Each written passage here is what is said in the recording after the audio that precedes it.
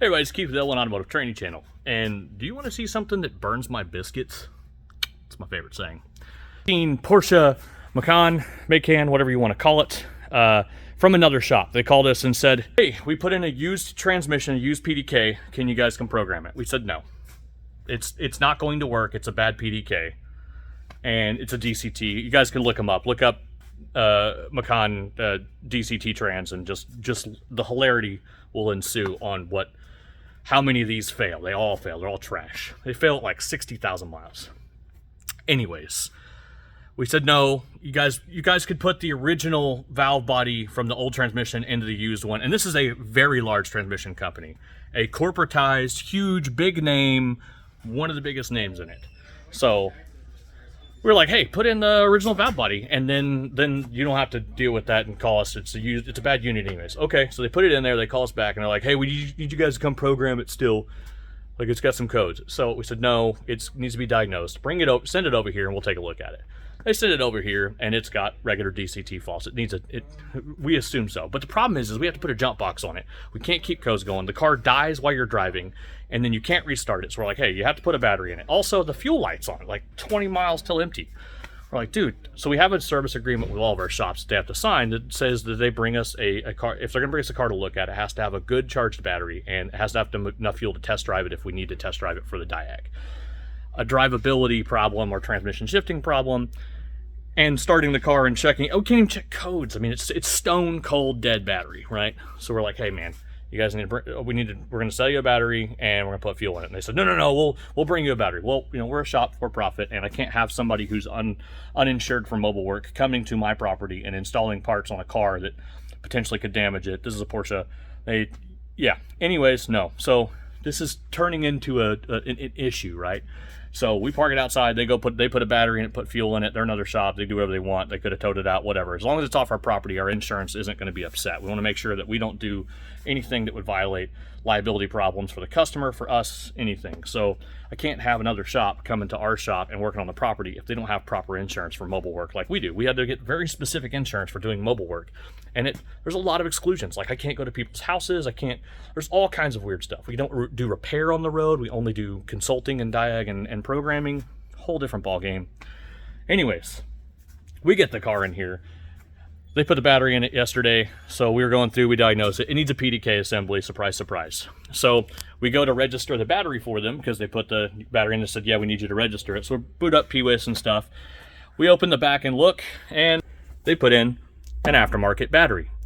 Now, there's nothing wrong with aftermarket batteries, but the problem is we have to register this battery with the car because the charging strategy for the vehicle is dependent upon the battery's chemistry and the reserve charge. That changes how it charges the battery.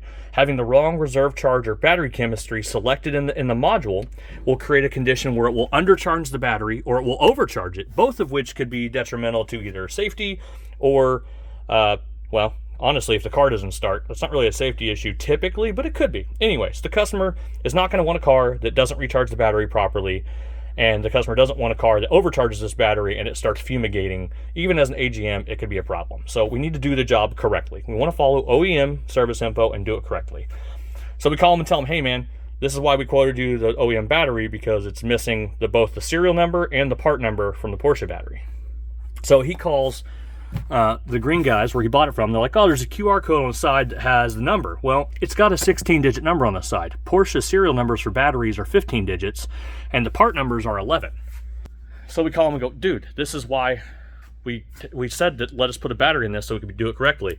He's like, well, I called Porsche, and they said you can put an aftermarket battery in. You absolutely can put one in there.